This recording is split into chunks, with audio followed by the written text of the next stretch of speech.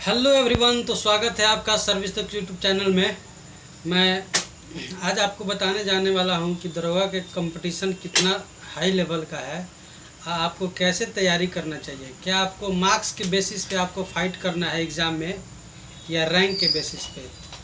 Basically जब मेरा 2446 में मेरिट नहीं बना था, तो मेरिट नहीं बनने का मेन यही रीज़न था कि मैं केवल कंपटीशन करता था मार्क्स के बेसिस पे लड़कों से कि मेरा मार्क्स कितना अधिक आ रहा है। क्योंकि सिलेक्शन, किसी भी लड़का का सिलेक्शन जो होता है वो रैंक के हिसाब से होता है। जैसे कि मान लीजिए 2446 वाले बैच में 2446 पोस्ट था, तो कहने का मतलब तो 2446 लड़के ही फाइनली सिलेक्टेड होंगे। तो मैं रैंक के हिसाब से कंपटीशन नहीं करता था, ठीक है ना।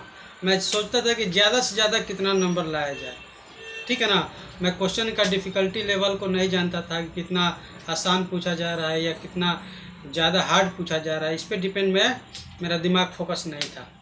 लेकिन क्या हुआ कि 2446 में मेरा मेरिट नहीं बना, तो उसके बाद मुझे एक लड़का से मुलाकात हुई जो हमसे सीनियर था, है ना।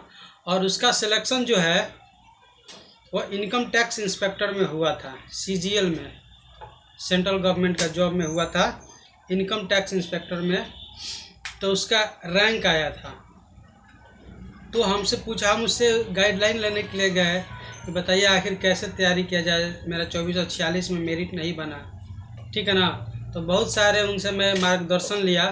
तो बोले कि पहले तुम बताओ कि तुम कंपटीशन कैसे करते हो बच्चों से, या जहाँ भी सेट लगाते हो किसी भी प्लेटफॉर्म पे, तो किस हिसाब से कंपटीशन करते हो, मार्क्स देखते हो या क्या देखते हो। तो मैंने बोला कि मार्क्स ही बेसिकली मैं देखता हूँ कि कितना मार्क्स मेरा एग्ज़ाम में आ रहा है। तो लड़का बोला कि देखो, नहीं, तुम मार्क्स को छोड़ दो, मार्क्स को गोली मारो, ठीक है ना। एग्ज़ाम में तुम्हारा कितना मार्क्स आ रहा है उसको तुम भूल ही जाओ कितना मार्क्स आ रहा है। वो बोला कि मेन ज़रूरी है तुम रैंक देखो कितना आ रहा है। जैसे कोई भी सेट लगा रहे हो, या 200 लड़के के ग्रुप में, या 400 लड़के के ग्रुप में, या 500 लड़के के ग्रुप में सेट लगा रहे हो, तो उस 500 लड़के में तुम्हारा रैंक कितना आ रहा है ना, उस पर ध्यान दो।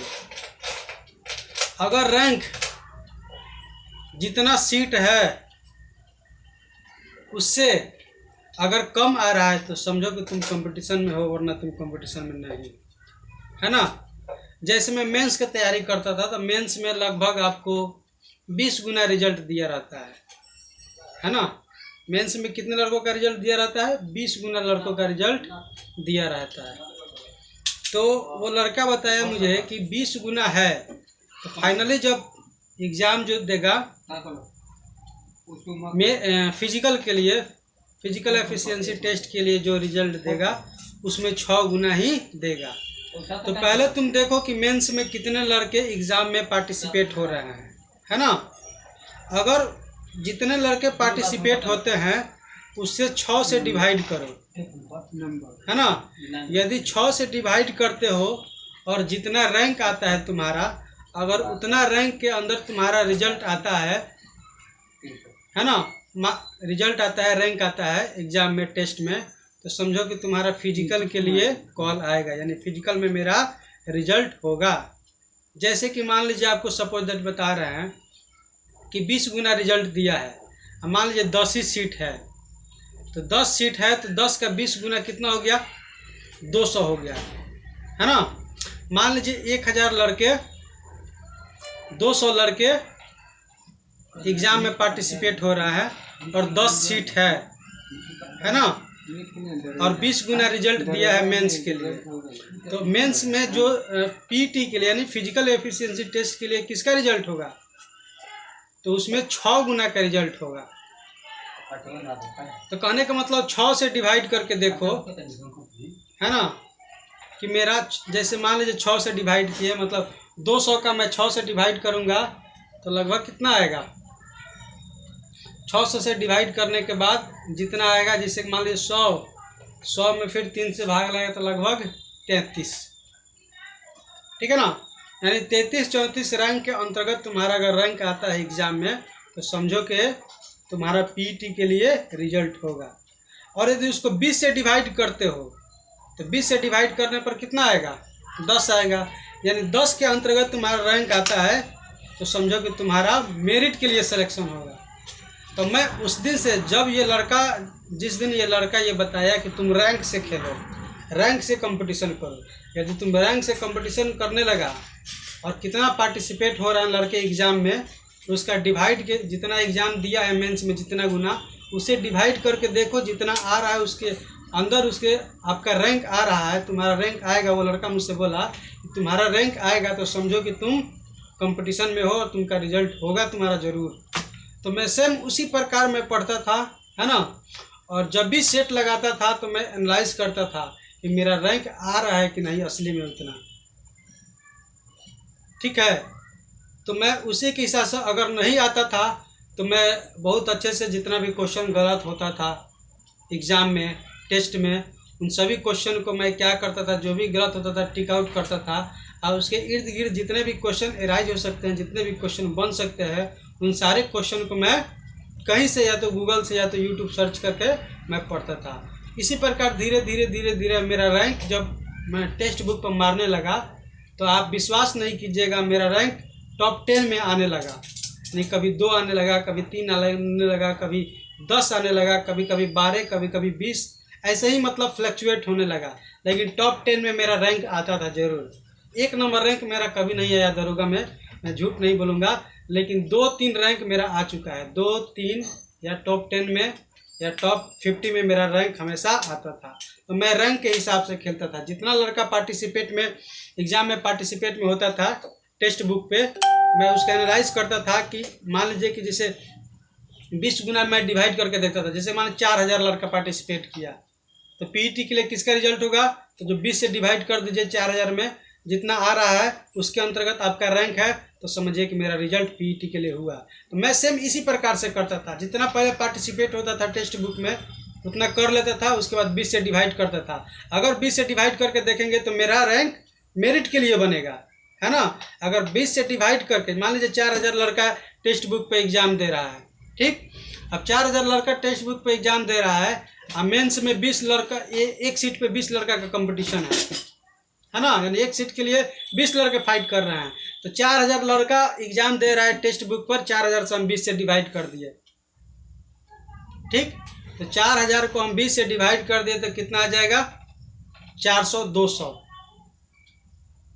लगभग आएगा ना। 4000 में हम 20 से डिवाइड करेंगे तो कितना आएगा, 400 उधर हो जाएगा और इधर 200 हो जाएगा। तो 200 के अंतर्गत मेरा रैंक आ रहा है कि नहीं। यदि 200 के अंतर्गत मेरा रैंक आ रहा है तो समझे कि मेरा जो मेरिट बनेगा वो फाइनल फिक्स है कि मेरा मेरिट बनेगा। क्योंकि मैं 20 लड़कों पे, एक सीट पे 20 लड़के का फाइट है, तो इसलिए मैं 20 से डिवाइड करके देखता था।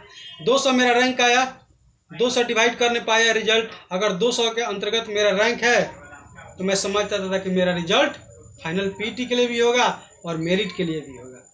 तो मैं इसी प्रकार से तैयारी करता था। जब मैं उस लड़का से मार्गदर्शन लिया तो कसम से मुझे मेरे अंदर बहुत सारा सुधार आया और कंपटीशन क्या होता है ना, इसका असली मुझे रूप पता चला। उस दिन से मैं बिंदास पढ़ने लगा, रैंक से खेलने लगा और खेलते खेलते खेलते मैं top 10, top 5, top 4, top 3, top 2 तक मैं आते रह गया। टेक्स्ट बुक पे एग्ज़ाम देता था तो, और ऑफलाइन भी एग्ज़ाम देता था, लेकिन सिंगल ऑफलाइन एग्ज़ाम देता था, केवल अकेले। जैसे कि मार्केट में एडिटेरिया था, है ना, प्लेटफॉर्म था, है ना, केबीसी नैनो का था। तो इन तीनों का सेट मैं लगाता था। लेकिन कब इसी केवल देखने के लिए कि इसमें केवल मार्क्स कितना आ रहा है, लेकिन मुझे मेन ज़रूरत है रैंक से मतलब। तो रैंक कहाँ मिलेगा, तो टेक्स्ट बुक पे मिलेगा या अदर कोई भी प्लेटफॉर्म हो ऑनलाइन उस पर मिलेगा। तो मैं टेक्स्ट बुक मारता था केवल रैंक देखने के लिए, रैंक को देखता था कि मेरा रैंक इसके अंतर्गत आ रहा है कि नहीं, है ना। इस प्रकार से मेरा धीरे धीरे रिजल्ट सुधरने लगा, रैंक सुधरने लगा, जिसके कारण मेरा 2213 में अंतिम रूप से सिलेक्शन हुआ। और मेरा रैंक कितना है मैं आपको बता दे रहा हूँ, 2213 सीट था, है ना, जिसमें मेरा रैंक 205 है। समझ जाइए, अगर मैं रैंक के हिसाब से अगर तैयारी नहीं करता तो मेरा इतना अच्छा परफॉर्मेंस आज नहीं होता, है ना। रैंक के हिसाब से मैंने तैयारी किया, इसलिए मेरा आज सिलेक्शन हुआ और इतना कम रैंक के अंतर्गत मेरा मार्क्स आया 205 रैंक। समझ जाइए, कितना अच्छा रैंक है। 2213 में मेरा 205 रैंक है ना। ठीक है, अगर आप तैयारी कर रहे हैं दरोगा का सीरियसली, तो आप इस वीडियो को ज़रूर देखिए, इससे बहुत आपको सीख मिलेगा, है ना। चाहे वो किसी भी कंपटीशन हो, कोई भी कंपटीशन हो, आपको कैसे कंपटीशन करना है, लड़कों से कैसे आगे निकलना है, ये सब अगर वीडियो देखिएगा, ये वाला वीडियो, तो आपको बहुत कुछ सीख मिलेगा, है ना। अगर दरोगा की तैयारी, यदि बीपीएससी की तैयारी आप करते हैं तो इस चैनल से आप जुड़ सकते हैं, क्योंकि मैं कुछ दिनों में खुद मैं पढ़ाने वाला हूँ कि कैसे मैंने पढ़ाई किया। मैं हिस्ट्री भी पढ़ाऊँगा, पॉलिटी भी पढ़ाऊँगा, मैथ रीजनिंग तो पहले ही मेरा फेवरेट सब्जेक्ट, ठीक है ना। तो चैनल को सब्सक्राइब कर लीजिए। फिर मिलते हैं अगले वीडियो में, तब तक के लिए धन्यवाद, नमस्कार।